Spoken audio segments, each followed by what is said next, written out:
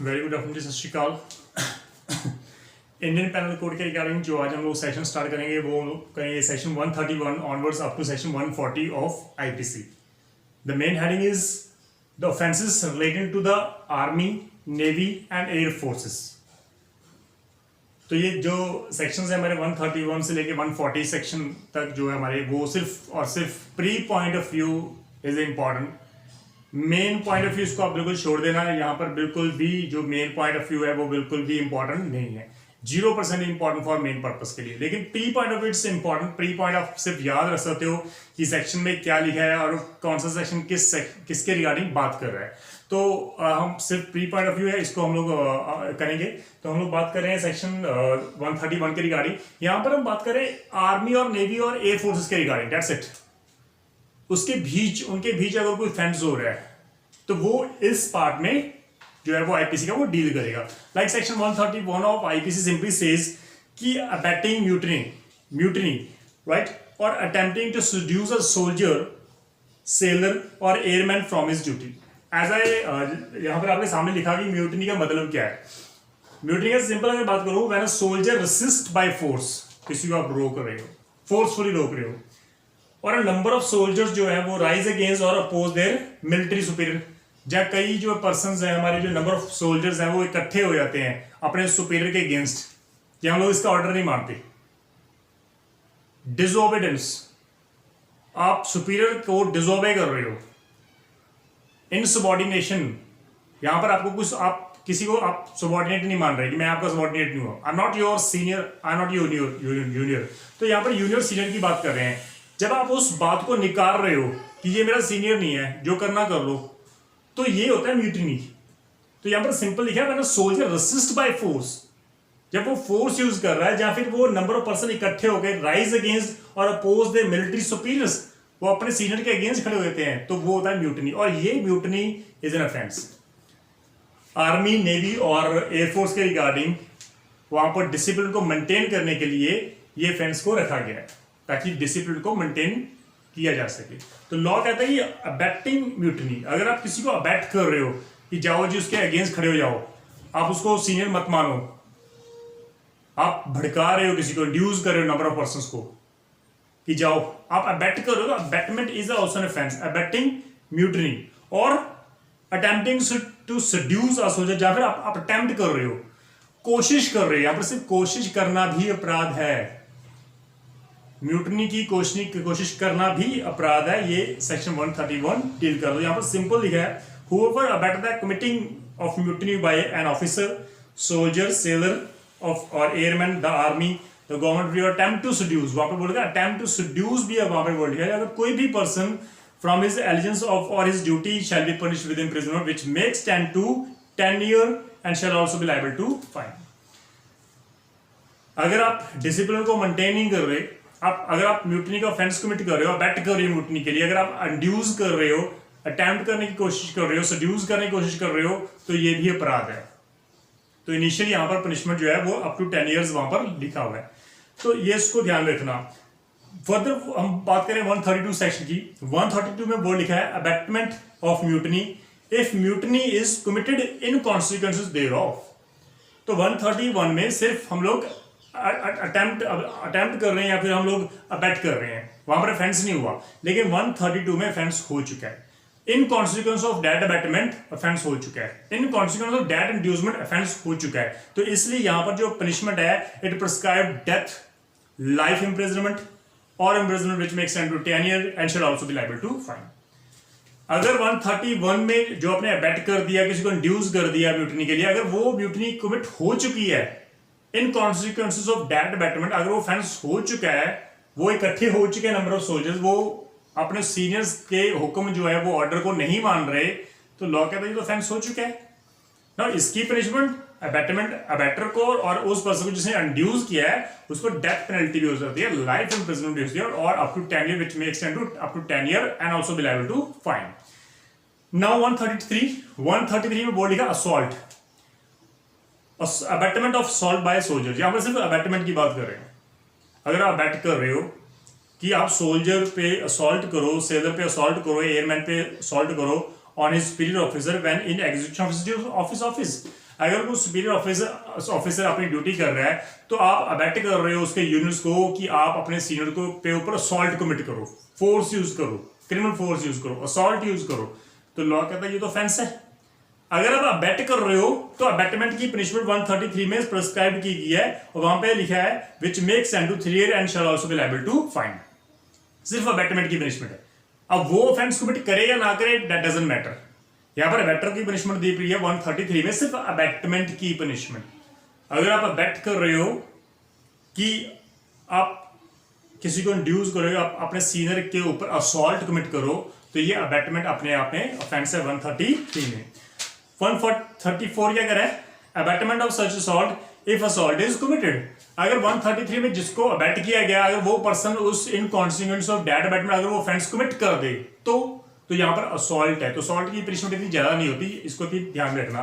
तो 134 में वहां पर वर्ड क्या है कि अगर असॉल्ट कमिट किया गया be committed in consequences of that abetment be punished with imprisonment which may extend to 7 years and also be liable to fine. तो अगर सिंपल असॉल्ट कमिट हो गया तो इसकी पनिशमेंट प्रिस्क्राइब्ड है up to 7 years and shall also be liable to fine. Now 135 abetment of desertion of soldier, sailor और airman. तो desertion क्या है, डिजर्टर होना, that means who remains unlawfully absent from duty with no intention to return on duty. अगर आपकी intention है भगौड़ा होना, भाग जाना आदमी से विद इंटेंशन ही वापस नहीं आने वाला, तो वो हम लोग उसको डिजर्टर घोषित कर देते हैं, like proclaimed offender. Same way deserter 41 section में ऑफ सीआरपीसी में मेंशन किया गया कि अगर कोई भी पर्सन डिजर्टर हो चुका है आर्मी से, नेवी से, एयरफोर्स से, तो उसको पुलिस विदाउट वारंट कभी मर्जी उसको अरेस्ट कर सकती है, जब मर्जी उसको अरेस्ट कर सकती है, without warrant, without any excuse उसको अरेस्ट कर सकती है at any time, any way, any place. तो इसलिए इसको डिजर्टर को भी ऑफेंस माना गया है क्योंकि आर्मी से भगौड़ा होना, वहां से भाग जाना विदाउट एनी एक्सक्यूज, ये ऑफेंस है। तो वहां पे बोल लिखा है 135 abetment of deserter of soldier. अगर whoever abet the deserter of any soldier, right, officers जो भी, चाहे वो नेवी में, चाहे एयरफोर्स में, चाहे वो अदरवाइज है, shall be punished with imprisonment which makes 10 to 2 years। तो आप अगर आप बेट कर रहे हो किसी को डिजर्ट होने के लिए कि आप भाग जाओ यहां से और वापस मत आना, आप उसको बेट कर रहे हो, उसको इंड्यूस कर रहे हो, उसको इंसाइट कर रहे हो, उनको प्रोवोक कर रहे हो, तो लॉ कह रहा है ये अपने आप में ऑफेंस है। वो भागे या ना भागे वो बात की बात है, लेकिन आपने ऑफेंस कमिट कर दिया और आपको पनिशमेंट अप टू 2 years हो सकती है। 136 हार्बरिंग ऑफेंडर्स या डिजर्टर की बात कर रहा हूं। अब जो डिजर्टर भाग गया, आप उसको शेल्टर दे रहे हो, हार्बरिंग, उसको छुपा रहे हो, उसको कंसील कर रहे हो, उसकी फिजिकल आइडेंटिटी कंसील कर रहे हो ताकि वो किसी के हाथ में ना आए, पुलिस वाले उसको पकड़ ना पाए 41 में, तो ये भी ऑफेंस है। तो 136 कह रहा है whoever accept here as hereinafter expected knowing or having reason to believe, उसको नॉलेज है, उसके रीजन को, उसको पता है that जो भी ऑफिसर है वो भागा हुआ है, वो डिजर्टर है, हैज डिजर्टेड, एंड आप उसको क्या कर रहे हो, हार्बर कर रहे हो, हार्बर सच ऑफिसर सोल्जर, आप उसको शेल्टर दे रहे हो इलीगली, आप उसको कंसील कर रहे हो, उसको छुपा के रख रहे हो, तो ये अपने आप में ऑफेंस है जिसकी punishment may extend to 2 years and और विद फाइन और विद बोथ यहाँ पर मेंशन किया गया है। लेकिन एक्सेप्शन है इसकी कि इस केस में अगर हस्बैंड भागा हुआ है तो वाइफ अगर उसको शेल्टर देगी तो वाइफ इस सेक्शन में फॉल नहीं करेगी, क्योंकि in the eye of law husband and a wife are considered one person. तो इसलिए यहाँ पे वर्ड लिखा था proviso does not extend to this case, to the case in which the harbour is given by the wife to her husband. जो husband भागा हुआ है, जो भगौड़ा है, आप अगर आप वाइफ को शेल्टर दीजिए, it is a common sense कि वो तो उसकी वो ड्यूटी है, वो अपनी ड्यूटी कर रही है, वो अपने जो उसका धर्म है वो अपना निभा रही है, वो अपने जो उसका हस्बैंड है उसके अगेंस्ट वो कोई कदम नहीं उठाना चाहती, वो वफादार है उसके लिए, तो अगर वो शेल्टर दे रही है it is not an offence at all. Section 137 क्या कर रहा है, deserter concealed on board merchant vessel through negligence of master. अगर मास्टर जो है, जो शिप का मास्टर है, जो मर्चेंट वेसल है, लाइक जो हम लोग प्राइवेट तौर पर यूज करते हैं, लाइक जो आर्टिकल्स हैं वो अपलोड और लोड करने के लिए, तो लॉ कहता है कि अगर वो शिप में जो उसका मास्टर है उसकी नेग्लिजेंसी के कारण वो उसको कंसील कर रहा है तो उस मास्टर के अगेंस्ट पनिशमेंट प्रिस्क्राइब की गई है। अगर आप अलाउ कर रहे हो, यहाँ पे बोल रहे मास्टर और the person in charge of the merchant vessel, जो उस मर्चेंट वेसल का इंचार्ज होगा या फिर उसका मास्टर होगा, जो भी पर्सन ऑन बोर्ड छुपा हुआ है वहां पर, through ignorance of such concealment be liable to a penalty not exceeding 500 rupees. तो आपकी 500 रुपीज आपकी पनिशमेंट जो है वो प्रिस्क्राइब की गई है। ये बहुत इंपॉर्टेंट है actually, short point of is very important, pre point is very important, क्योंकि मास्टर को और उसके जो जब वो पर्सन जो इंचार्ज है उस बोर्ड का, उसको हम लोग 500 तक उसकी लायबिलिटी फिक्स कर रहे हैं कि अगर आपकी यहाँ पर वर्ड क्या लिखा है, नेग्लिजेंस ऑफ मास्टर, आपकी नेग्लिजेंसी के कारण वो पर्सन उस बोर्ड में कंसील करके बैठा हुआ है, तो आपकी नेग्लिजेंसी के, आपको नेग्लिजेंसी की पनिशमेंट दी गई है। 500 is a punishment for your negligence where you don't have any intention, आपकी इंटेंशन नहीं है आपकी, लेकिन सिर्फ अपनी नेग्लिजेंस एक्ट के कारण वो। Then we have section 138 that is abetment of act of insubordination of soldiers, sailor और एयरमैन।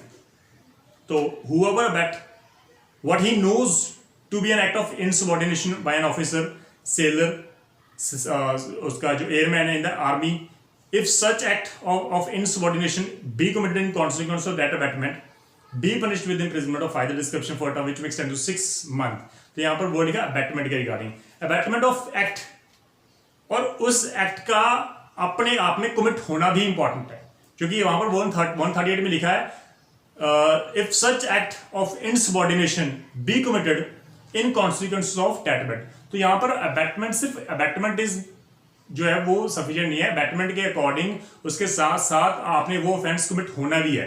अगर वो ऑफेंस कमिट नहीं हुआ तो वो सिर्फ अबैटमेंट की सजा मिलेगी, जो इस सेक्शन में प्रिस्क्राइब नहीं की गई। तो abatement plus the act done by the person, कि आप इस जो सुपीरियर और जो जूनियर जो है रिलेशन है उसको मानो मत, उसको इग्नोर कर दो कि that you are not my senior, मैं आपके हुक्म की तामील नहीं करूंगा, आपके हुक्म को जो है वो मानूंगा नहीं। तो अगर आप बैटमेंट कर रहे हो और वो नहीं मान रहा एक्चुअल में, वो उसने एक्ट कर दिया, तो उसकी पनिशमेंट जो है वो मेंशन की गई है 6 मंथ तक। तो आपको 6 मंथ उसकी पनिशमेंट प्रिस्क्राइब की गई है। तो 130 फर्दर हम लोग बात कर रहे हैं, लास्ट सेक्शन की बात करें 140 में। 140 इज वेरी इंपॉर्टेंट, क्योंकि प्री पॉइंट अभी नंबर ऑफ टाइम्स आ चुका है, वहां पर वर्ड लिखा वेयरिंग ग्रैब या टोकन।